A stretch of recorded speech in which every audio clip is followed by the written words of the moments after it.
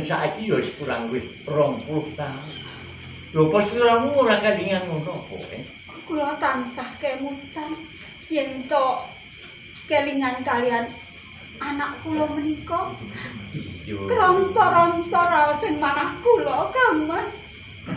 Sesaing ati kula menika mboten saged kula gambaraken. Aku ramah itu ya. Yen sliramu tansah kelengan putramu Kang Onyo ninggalake kamungkaning praja Banjaran. Monggo putramu namung loro cacahé monggo mijil kakung kabeh. Kang saiki ngadep ya Pangeran Mursita. Rikala semanten tasih alit Kang Mas. Yo rikala semono 10 warsa Nggih Kang Mas. Lajeng kados pundi kawon tenanipun menapa tasih gesang menapa sampun pono ing angin. Pun Kakang wis kurang-kurang nggo budidaya ngreka daya supaya anakmu bisa kundur bareng ning praja Banjaran. Mursita, paripurandika. Rene Mursita putraku Kang angka 2. Mesine kowe nek go ngerti yen kadangmu saiki Onyo saka praja Banjaran. Mergo didusta dening pawon kan aku ora ngerti sapa kang dusta kuwi mang. Kepareng kula munjuk klepat nuwun si pangapunten. Piye Joko Mursita? Boten langkung kula ngaturaken sungkem pangapunten. Kunjung wonten sabar. Tompon dadake tungguing pengganti mung pangestuni Rama Tampanarna Mursita. Inggih saking pamuji. Mugi dados daya kegiatan. Saklaminipun kula kumawula wonten ing Praja Madyaku. Iya dadake tungguing penggantimu. Abdi kabeh aturkan kasuk marang ramamu ya. Sambet kalian pangandikanipun Rama perkawis Kang Mas Murda. Iya. Kula minangka kadangipun anin Kang Mas Murda. Inggih rumas tanggung jawab perkawis menika. Namung semanten babar pisan linggaripun Kang Mas Murda apa saking kraton Maja Agung mriki. Kula kok boten mangertos sing saestu. Nanging sing mau wis budidaya durung.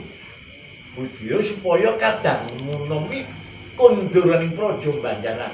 Sak sampunipun nayaka Praja Ima Banjaragung. Sami ngendikan. Kula boten trimah sekawit kula menika kadangipun. Iya. Kula sampun budidaya wonten pundi dunungipun Kang Mas Murda. Hingga ing titiwan menika kula matur kaliyan Kanjeng Ibu. Bilih Kang Mas Murda apa ninggal saking Maja Agung iki kula boten mangertos saestu ra ngaten mriko semanten kula matur wonten sedaya. Kaya mangkono nggih putraku. Ya mestine si Mursita ki ora kurang. Anggone budidaya ngreka supaya kadange Perdo bisa pundur ing Praja Banjaran. Wonten dalem sewu Kang Mas. Kepiye-piye diajenge? Badya kados menapa sinaosa menika sampun dangu. Iya. Nanging kula menika taksih kemutan Kang Mas. Kula menika ibunipun. Ibu ingkang nganggut 9 sasi 10 wulan. Iya, iya. 10 dinten ngantos sasar susur kula menika Kang Mas. Ya ora maido jarana atimu lagi susah. Adi bunes mergo menggalake putramu Pangeran Murdaka. Pilolos pangandikanipun Kanjeng Ibu. Kepiye kok? Sekawit penggalipun Kanjeng Ibu menika menggaliaken Kang Mas Murto. Dados ngendika kaliyan Kanjeng Rama wonten ing pisowanan ngaten kemawon sasar suci. Ya mergo penggali ibumu iki lagi susah. Tansah menggalake kadangmu Pangeran Murdaka. Kula ngene nggih. Kepiye carane kowe ngupati amrih bisa ketemu karo kadangmu sepuh. Kanjeng Ibu lan ugi Kanjeng Rama. Kepiye ya? Sekawit ing Maja Agung mriki. Menawi kula niti desa-desa menika kathah duratmaka ing damel risak. Sak sampunipun jengkaripun Kang Mas Murdaka. Apa iki ana sambungi karo onyane kadangmu tuwa? Menawi sambet kalian jengkaripun Kang Mas Murdaka menika kok boten. Nanging duratmaka ingkang damel risak menika damel ringking Praja Maja Agung. Mbok menawi badhe nglengser menapa badhe serik dhateng Kanjeng Rama jumeneng nata wonten ing Maja Agung. Aturmu bener mesti. Nanging yen saka penggali Rama, onyane kadangmu tuwa ya Murdaka kuwi ana gandeng cenengi karo rerusuh kang dumadyan Praja Banjaran. Mbok menawi ngaten. Monggo Rama jane wis budidaya nyebar telik sandi ana endi durunge kadangmu tuwa. Lan sapa sing tansah gawe onar gawe ora tandha ning Praja Banjaran. Lan ugi ngaten. Kepiye mesti? Senajan to dinten ingkang sampun kawuli kula menika sampun ngupati Kang Mas Murdaka jengkaripun wonten pundi. Iya. Kula mboten badhe kendhat-kendhat. Kula sak temah sedaya mukti sedaya pati kalian Kang Mas Murdaka. Ya, Jalaran Kang Mas Murdaka menika ing tembe wingkingipun menika kan badhe bakal gumanti pengayuman ing Praja Banjaran. injih Rama. Mula Mursita Injih kula. dawuhku marang Mursita. Nganggo prajurit sagleran minangka ruang laku jantamu ngupati kadangmu tuwa. Pangeranmu Dawuh pangandika dalem sampun terang tewaca. Iya. Kepareng kula madal pasanyun pamit. Mugi-mugi Kang Mas Murdaka saged manggihaken lan ugi badhe kula dherekaken kondur wonten Maja Agung. sing ati-ati aja nganti kaya Sing ati-ati. Ya. Injih Kanjeng Ibu kula nyuwun pamit. Banyu iki pastune Rama ya. Iya. Sing ati-ati.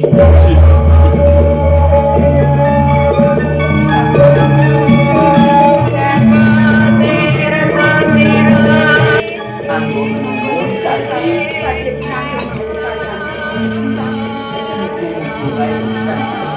Tansah mayune Praja Banjaran.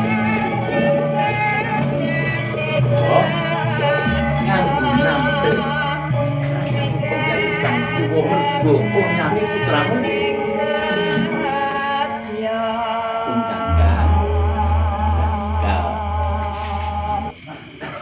bakal menapa kok gemujeng lho. Lho aku kudu bloko, to mesti ra ya kowe tanggap karo karepku. Wong kula menika nembe susah kok panjenengan menika kok mesa-mesa. Mula ben ora susah. Tak gawe guyu sliramu diajeng. Panjenengan menika kok mboten ningali kawon tenan lho. Temen sliramu yo ngarep-arep. Yen ora silak batin, ya senajan pola tamu susah. Nanging atimu jane ya semu. Mergo tansah sumandi karepun Kakang ra. Ampun sampun sepuh kok injih menapa injih mboten lingsem menawi dipresani para sedaya menika. Apa nek wis tuwa ki ora butuh? Ya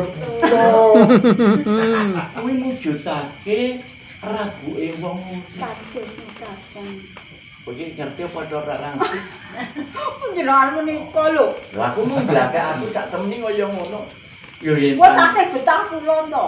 Yo yo. Aja-aja kula menika mireng pawarta lho Kang Mas. Piye kepiye? Garwa prameswari menika namung kula sawiji. Lho lah Lha iya. nggih to? Jagat gumelar ki mung sliramu kang ana pojoke iku. Nanging selir panjenengan menika pirang-pirang wonten pundi kemawon teng Ya, menika to? Kowe aja buka pati lho. Injih, amargi wonten ingkang laporan. Betut, grotol. Para Terus to. injih to. Yen aku ora mbibiti ngene, Mbak, sengara sliramu bening pola tamu. Ngomong kancah terus cantah susah mergo mikir putramu. Susah-susur anggen kula matur. Ya mergo pikiranmu lagi bunek. Nggih. Mula Sekawit sampun sami sasak susur kula dados melu sasak susur ngaten menika. Boten menapa-menapa to Kang Mas. iya. Arep tak urus.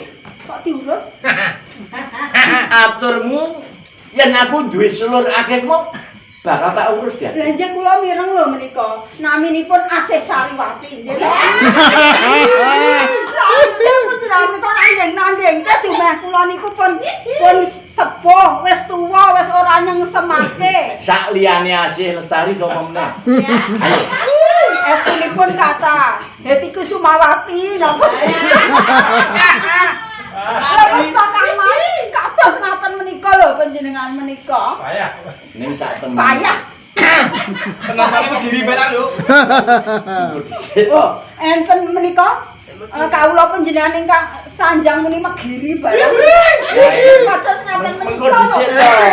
Kaya Kae ngono. paming wong mendem. Mendem gadung. Nah iya.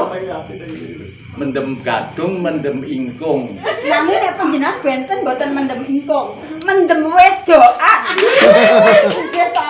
Mbok nggih dipun lereni panjenengan menika sampun sepuh, wis entek prate, entek untune nggih to. Nek kula tetep tresno Kang Mas. Lah ya kuwi sing tak karepe. Ya senajan pun kacang wis keladuk yuswa. Nanging terserah. Ngrumaosi to nek pun keladuk yuswa. Rumangsane tesih 17. Ya karepku. Nggih. Ya senajan pun kakang wis keladuk yuswa nanging tresnaku kang kasok marang sliramu. Ora lintuh. Saya wujud.